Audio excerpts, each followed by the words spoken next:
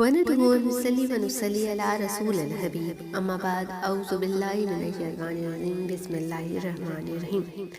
آج کی نشست میں ہم ماہ رمضان کے بارے میں تذکرہ کریں گے۔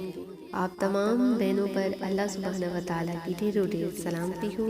ہم سب یہاں جمع ہوتے ہیں، اکٹھے ذکر کرتے ہیں، درود پاک جمع کرتے ہیں۔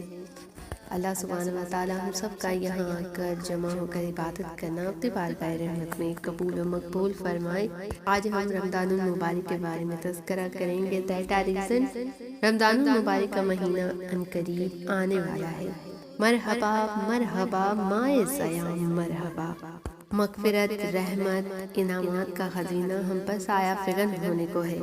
اللہ سبحانہ و تعالیٰ اس ماہ مبارک میں ہم پر رحمتیں اور برکتیں نازل فرماتے ہیں، تو اللہ سبحانہ و تعالیٰ سے دعا ہے کہ ہمیں زیادہ سے زیادہ نیکیاں کرنے کی توفیق عطا فرمائے۔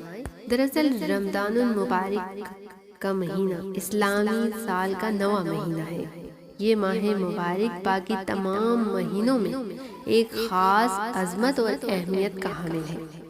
اس کے تقدس، عظمت اور اہمیت کو اجاگر کرتے ہوئے اللہ سبحانہ و تعالیٰ نے قرآن کریم میں ارشاد فرمایا ہے کہ کا مہینہ، رمضان کا مہینہ جس میں قرآن نازل ہوا، جو لوگوں کا رہنما ہے، جس میں ہدایت کی کھلی نشانیاں ہیں اور جو حق و باطل کو الگ الگ کرنے والا ہے۔ سورہ بقرہ آیات نمبر 185 میں موجود۔ دراصل رمضان المبارک کا جو لفظ ہے رمضان، میم دواد رم سے مستق ہے، جس کے معنی جلنا اور آفتاب کی گرمی کی وجہ سے ریت کا آگ کی طرح سوجا ہو جانا ہے۔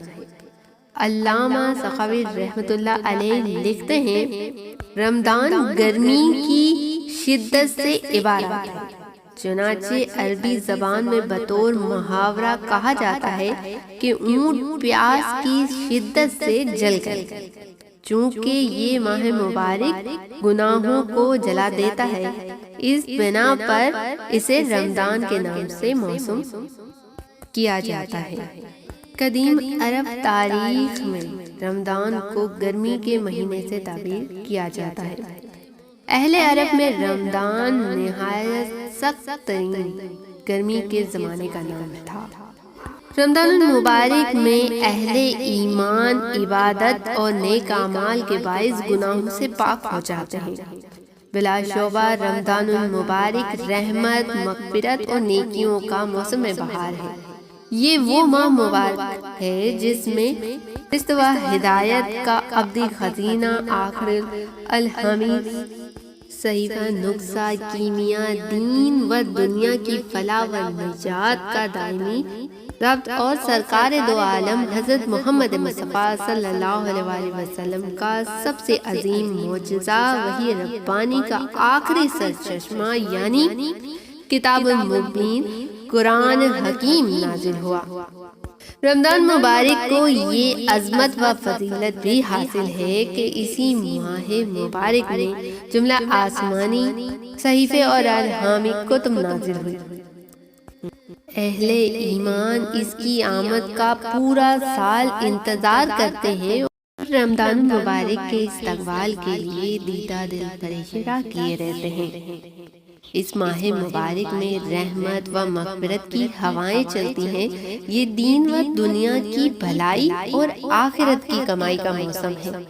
لیکن جو ہمارے معاشرے میں جو لالچی انسان ہے، جو منافع خور، جو زیادہ سے زیادہ منافع کمانے کے چکر میں لگے رہتے ہیں، جن کی وجہ سے مہنگائی عروج پر پہنچ جاتی ہے، اللہ سبحانہ و تعالیٰ سے دعا ہے کہ ایسے لوگوں کو اللہ تعالیٰ نیک ہدایت دے۔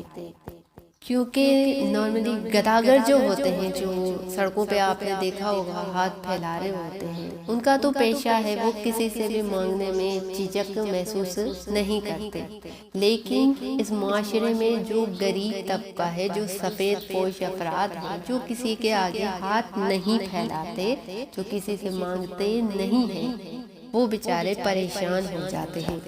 تو خدا را ان کی مدد کیجیے۔ آپ تمام بہنوں سے ریکویسٹ ہے کہ ان کی مدد کیجیے، اور مدد ایسے کیجیے کہ نیکی ایسی کرے کہ ایک ہاتھ کو دیں تو دوسرے ہاتھ کو پتہ بھی نہ چلے، کہتے ہیں نا ایسی نیکی کریں، کیونکہ نارملی دیکھا گیا ہے کہ کسی کو راشن بھی دیا جاتا ہے تو بعض دیکھا ہوگا فیس بک پر، انسٹاگرام پر لوگ اتنی پکچرز اپلوڈ کرتے ہیں کہ ایک بورے پر 10 افراد نے سیلفی کھچوائی ہوتی ہے، تو اس طرح خدا را اپنی نیکیاں ضائع نہ کرے۔ کہتے ہیں نا کہ نیکی کر دریا میں ڈال، اصل نیکی یہی ہے کہ آپ نیکی کریں اور دریا میں ڈالیں۔ دریا میں ڈالیں تو مطلب وہ دریا نہیں ہے، یہ کہ کسی کو بھی اس کا علم نہ ہو سوائے اللہ سبحانہ و تعالیٰ کے، کہ اس طرح پبلسٹی کر کے نیکیاں کرنا تو نیکیاں ضائع کر دینے کے برابر ہے، نیکیاں تو ضائع ہی ہو جاتی ہیں۔ تو جس مقصد کے لیے ہمیں رمضان المبارک ملا ہے کہ ہم لوگوں کے لیے آسانیاں پیدا کریں، جو روزہ دار ہیں ان کے لیے آسانیاں پیدا کریں، میرے نبی صلی اللہ علیہ وسلم نے بھی یہی خطبہ دیا ہے، یہ میں آپ کو آگے بتاؤں گی، کیونکہ ہم ایک مدت کمپلیٹ کر رہے ہیں اس دنیا میں رہ کر، تو ہم جس مقصد کے لیے یہاں آئے ہیں وہ مقصد تو کھو ہی گیا ہے، ہر کوئی منافع کے چکر میں لگا ہوا ہے، دنیاوی منافع کے چکر میں۔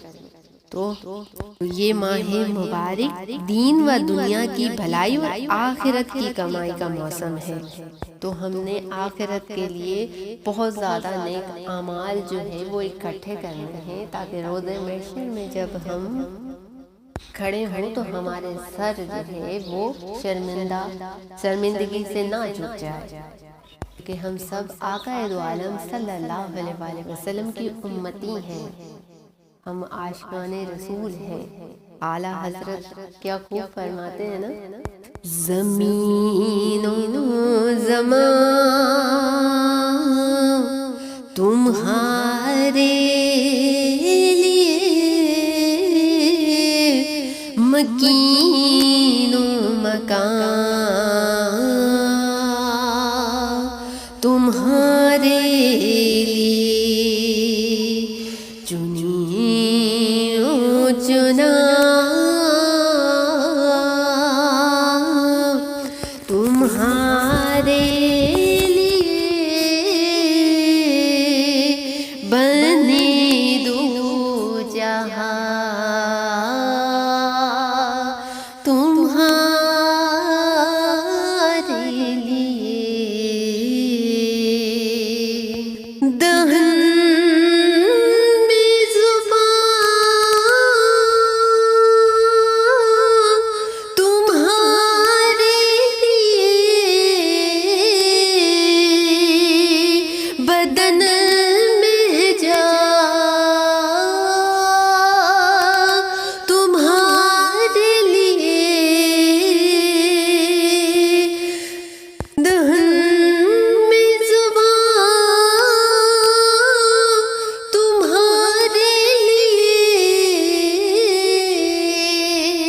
بدن میں جا تمہارے لیے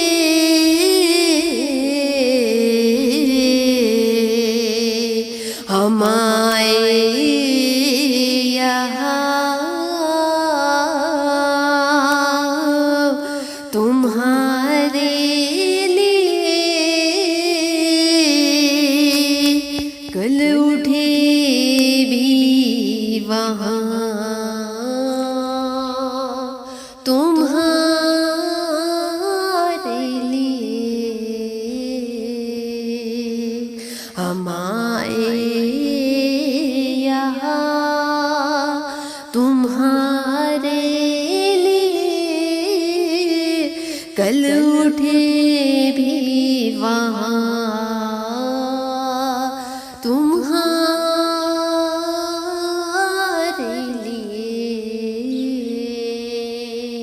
بس ایک ہی نقطہ یاد رکھنا ہے کہ جئیں گے تو نبی کے لیے، مریں گے تو بھی نبی صلی اللہ علیہ وسلم کے لیے۔ رمضان المبارک کے حوالے سے حضرت عبیدہ بن صامت رضی اللہ عنہ سے روایت ہے کہ جب رمضان المبارک کا مہینہ آتا تو رسول اللہ صلی اللہ علیہ وسلم ہمیں یہ دعائیہ کلمات کی تلقین فرماتے۔ وہ دعائیہ کلمات کیا ہیں؟ وہ دعائیہ کلمات یہ ہیں کہ اے رمضان المبارک کے لیے سلامت رکھ، اور رمضان المبارک کو میرے لیے سلامت رکھ، اور اے اللہ رمضان المبارک کو میرے حق میں مقبول بنا کر سلامت رکھ۔ رحمت مغفرت کا ماہ مبارک ہم پر سایہ فگن ہونے والا ہے۔ یہ وہ ماہ مقدس ہے جسے اللہ سبحانہ و تعالیٰ نے نزول قرآن اور حضرت محمد مصطفیٰ صلی اللہ علیہ وسلم نے رحمت مغفرت اور جہنم سے نجات کا مہینہ قرار دیا ہے۔ یہ وہ ماہ منور ہم سب پر طلوع ہونے والا ہے جس میں شیطانی قوتیں مغلوب اور نیکی و پرہیزگاری کی فضا غالب ہو جاتی ہے۔ مسلم معاشرے پر روحانی نظم و ضبط کا رنگ چڑھ جاتا ہے۔ سحر خیزی کے لمحے بڑے دل آویز اور افطار کے مناظر ایمان افروز ہوتے ہیں۔ گویا جس طرح بہار کی آمد سے پورا موسم بدل جاتا ہے نا، اسی طرح رمضان المبارک کی آمد سے پورا ماحول ہی بدل جاتا ہے۔ اسے سرور کائنات حضرت محمد مصطفیٰ صلی اللہ علیہ وسلم نے صبر و ضبط اور ایثار و ہمدردی کا مہینہ قرار دیا ہے۔ رمضان المبارک کا پہلا اشرہ رحمت، دوسرا مغفرت، تیسرا جہنم سے آزادی اور نجات کا ہے۔ اس ماہ مبارک کی آمد پر رسالت مآب حضرت محمد مصطفیٰ صلی اللہ علیہ وسلم نے پر اثر اور تاریخی خطبہ دیا، جس میں آپ صلی اللہ علیہ وسلم نے اس کی عظمت، اہمیت اور قدر و منزلیت اجاگر فرمائی۔ حضرت سلمان فارسی رضی اللہ عنہ ارشاد فرماتے ہیں کہ شعبان کی آخری تاریخ کو رسول اللہ صلی اللہ علیہ وسلم منبر پر جلوہ افروز ہوئے اور ارشاد فرمایا، اے لوگوں، تم پر ایک عظیم اور مبارک مہینہ سایہ فگن ہونے والا ہے۔ ایسا مہینہ جس میں ایک ایسی رات لیلۃ القدر ہے جو 1000 مہینوں سے بڑھ کر ہے۔ اللہ سبحانہ و تعالیٰ نے اس مہینے کے دنوں کے روزے فرض اور راتوں کی عبادت اور تراویح نفل قرار دی ہے۔ جو شخص اس مہینے کے دنوں کے روزے فرض اور راتوں کی عبادت اور تراویح نفل قرار دی ہے، جو شخص اس مہینے میں ایک نیک عمل کے ذریعے قرب خداوندی کا طالب ہو، وہ ایسا ہی ہے جیسے دیگر مہینوں میں فرض عمل کرے، یعنی نفل کا ثواب فرض کے درجے تک پہنچ جاتا ہے۔ اور جو شخص کوئی فریضہ بجا لائے، وہ ایسا ہے جیسے دیگر مہینوں میں کوئی 70 فرض ادا کرے۔ اس ماہ مبارک میں ایک فرض کا 70 گنا ثواب ملتا ہے۔ تو لوگوں، یہ صبر کا مہینہ ہے اور صبر کا اجر اور بدلہ کیا ہے؟ پوچھ رہی ہوں، جنت ہے۔ یہ لوگوں کے ساتھ ہمدردی اور غمخواری کا مہینہ ہے۔ اس مہینے میں بندہ مومن کا رزق بڑھا دیا جاتا ہے۔ جو بندہ اس مبارک مہینے میں کسی روزہ دار کو افطار کروائے، اس کے گناہ معاف کر دیے جاتے ہیں، اسے جہنم سے آزادی کا پروانہ ملتا ہے، اور روزے دار کے ثواب میں کمی کیے بغیر افطار کروانے والے کو بھی اسی کے برابر اجر سے نوازا جاتا ہے۔ جب یہ صحابہ کرام نے سنا تو یہ سن کر صحابہ کرام رضی اللہ عنہ نے عرض کی، یا رسول اللہ صلی اللہ علیہ وسلم، ہم میں سے ہر فرد اپنے اندر یہ وسعت نہیں رکھ پاتا کہ وہ دوسرے کو باقاعدہ افطار کروائے اور اس کے اجر و ثواب سے بہریاب ہو۔ تو آپ صلی اللہ علیہ وسلم نے ارشاد فرمایا، اللہ سبحانہ و تعالیٰ یہ اجر اور ثواب، یہ انعام ہر اس شخص پر فرماتا ہے جو کسی روزہ دار کو ایک گھونٹ دودھ یا ایک کھجور، حتیٰ کہ ایک گھونٹ پانی پلا کر بھی افطار کروا دے۔ ہاں، جو شخص روزہ دار کو پیٹ بھر کر کھلائے تو اللہ سبحانہ و تعالیٰ اسے قیامت کے دن میرے حوض کوثر سے ایسا پانی پلائے گا جسے پینے کے بعد اسے کبھی پیاس نہ لگے گی، وہ جنت میں ہمیشہ کے لیے داخل ہو جائے گا۔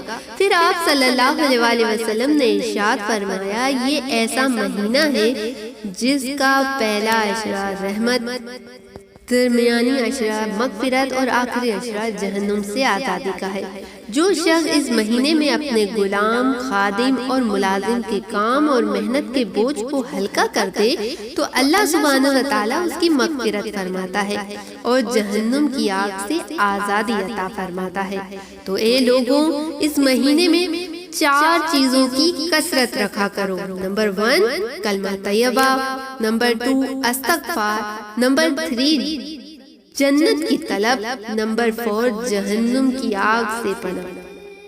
نبی کریم صلی اللہ علیہ وسلم کا یہ خطبہ ہمیں اس ماہ مبارک کی عظمت، اہمیت سے آگاہ فرمانے کے ساتھ اس مہینے کے معاملات اور اس کی اہمیت کو بھی اجاگر کرتا ہے۔ عباس رضی اللہ تعالیٰ عنہ سے رمضان المبارک کی فضیلت کے متعلق ایک طویل اور جامع روایت منقول ہے۔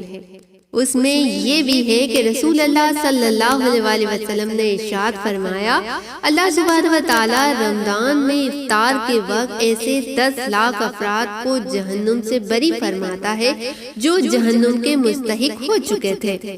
اور جب رمضان المبارک کا آخری دن ہوتا ہے تو یکم رمضان سے آخری رمضان تک جتنے لوگ جہنم سے آزاد کیے گئے ہوں ان کے برابر اس ایک دن میں جہنم سے بری فرماتا ہے۔ حضرت ابو ہریرہ رضی اللہ تعالیٰ عنہ سے روایت ہے کہ رسالت مآب حضرت محمد مصطفیٰ صلی اللہ علیہ وسلم نے ارشاد فرمایا، میری امت کو رمضان کے متعلق 5 چیزیں خصوصیت کے ساتھ ودیت فرمائی گئی ہیں جو پچھلی امتوں کو نہیں دی گئی۔ نمبر 1 روزہ دار کے منہ کی بو اللہ کے نزدیک مشک سے زیادہ محبوب اور پسندیدہ ہے۔ نمبر 2 اس کے لیے سمندر کی مچھلیاں افطار کے وقت تک استغفار کرتی رہتی ہیں۔ نمبر 3 اللہ سبحانہ و تعالیٰ ہر روز جنت کو آراستہ کرتا ہے اور فرماتا ہے کہ عنقریب میرے نیک بندے دنیا کی مشقت اپنے اوپر سے پھینک کر تیری جانب آئیں گے۔ نمبر 4 شرکش شیاطین رمضان میں قید کر دیے جاتے ہیں جس کی وجہ سے وہ رمضان المبارک کے زمانے میں ان برائیوں تک نہیں پہنچتے جن برائیوں کی طرف غیر رمضان میں پہنچ جاتے تھے۔ رمضان المبارک کی آخری رات میں ان کے لیے مغفرت کا فیصلہ کیا جاتا ہے۔ آپ صلی اللہ علیہ وسلم سے صحابہ کرام نے عرض کیا، یا رسول اللہ صلی اللہ علیہ وسلم، کیا یہ مغفرت سب قدر میں ہوتی ہے؟ تو آپ صلی اللہ علیہ وسلم نے ارشاد فرمایا، نہیں، بلکہ دستور یہ ہے کہ کام ختم ہونے پر مزدور کو اجرت سے نوازا جاتا ہے۔ حضرت کعب بن حجر رضی اللہ تعالیٰ عنہ فرماتے ہیں کہ ایک مرتبہ رسول اللہ صلی اللہ علیہ وسلم نے ہمیں ممبر سے قریب ہونے کا حکم دیا۔ ہم حاضر ہو گئے۔ پھر آپ صلی اللہ علیہ وسلم نے ممبر کی پہلی سیڑھی پر قدم رکھا تو فرمایا آمین، جب دوسرے درجے پر قدم رکھا تو پھر فرمایا آمین، جب تیسرے درجے پر قدم رکھا تو پھر فرمایا آمین۔ ہم نے عرض کیا، یا رسول اللہ صلی اللہ علیہ وسلم، آج ہم نے آپ سے ایسی بات سنی جو پہلے کبھی نہ سنی تھی۔ تو آپ صلی اللہ علیہ وسلم نے ارشاد فرمایا کہ جب میں نے پہلے درجے پر قدم رکھا اس وقت حضرت جبرائیل تشریف لائے اور انہوں نے یہ بد دعا کی کہ وہ شخص ہلاک ہو جسے رمضان کا مہینہ ملے اور پھر بھی اس کی مغفرت نہ ہو۔ تو میں نے کہا آمین۔ پھر جب میں نے دوسرے درجے پر قدم رکھا تو انہوں نے کہا وہ شخص برباد ہو جس کے سامنے آپ صلی اللہ علیہ وسلم کا ذکر مبارک کیا جائے اور وہ آپ پر درود نہ بھیجے۔ تو میں نے کہا آمین۔ پھر جب تیسرے درجے پر پاؤں رکھا تو حضرت جبرائیل علیہ السلام نے کہا وہ شخص بھی ہلاک ہو جو زندگی میں اپنے والدین یا ان میں سے کسی ایک کو بڑھاپے کی حالت میں پائے اور وہ اسے جنت میں داخل نہ کروائیں۔ تو میں نے کہا آمین۔ یقیناً یہ ماہ مبارک اللہ سبحانہ و تعالیٰ کی جانب سے آقا دو عالم صلی اللہ علیہ وآلہ وسلم کے امتی کے لیے عبادات اور نیک اعمال کا موسم بہار اور گرہ قدر انعام ہے۔ یہ عبادت، مناجات، توبہ اور طلب مغفرت کے قیمتی لمحات ہیں جس کی ہر ساعت غنیمت اور قدرت کا بے بہا عطیہ ہے۔ یہ اللہ کے کرم، اس کی عطا اور رحمت کا خزینہ ہے جس سے زیادہ فائدہ اٹھانے کی کوشش کرنی چاہیے۔ اللہ سبحانہ و تعالیٰ سے دعا ہے کہ ہمیں زیادہ سے زیادہ نیکی کرنے کی توفیق اور گناہ سے بچنے کی طاقت عطا فرمائے، اور اللہ سبحانہ و تعالیٰ اپنی رحمت سے ہمیں اپنے نیک بندوں میں شامل فرما دے تاکہ ہم آنے والے تمام مہینوں میں، تمام سالوں میں اپنی زندگی میں نیک اعمال کرتے رہیں۔ اللہم آمین۔ اللہ سبحانہ و تعالیٰ ہمیں زندگی موت کے فتنوں سے بچا لے، رات اور دن کے فتنوں سے بچا لے، اور ہمیں ظاہر سے، باطن سے، سیرت سے، صورت سے ہماری دنیا و آخرت اچھی فرما دے۔ اللہ سبحانہ و تعالیٰ سے دعا ہے کہ ہمیں زمینی آسمانی بلاؤں، پریشانیوں، بیماریوں، تکلیفوں سے محفوظ رکھے۔ اللہم آمین۔ گفتگو میں، تلفظ میں، ادائیگی میں اگر کوئی غلطی ہو گئی ہو تو رب تعالیٰ کی بارگاہ رحمت میں ہاتھ جوڑ کر معافی مانگتی ہوں۔ انسان ہوں، گناہ گار ہوں، خطا کار ہوں، لیکن آقا دو عالم صلی اللہ علیہ وآلہ وسلم کی امتی میں سے ہوں۔ اللہ سبحانہ و تعالیٰ اپنے تمام نیک بندوں کے طفیل ہماری بھی بخشش فرما دے۔ اللہم آمین۔ ہم سب کی زندگیوں میں آسانی فرما دے۔ اللہم آمین۔ وآخر دعوانا فالحمدللہ رب العالمین پر حق کے لا الہ الا اللہ محمد رسول اللہ صلی اللہ علیہ وآلہ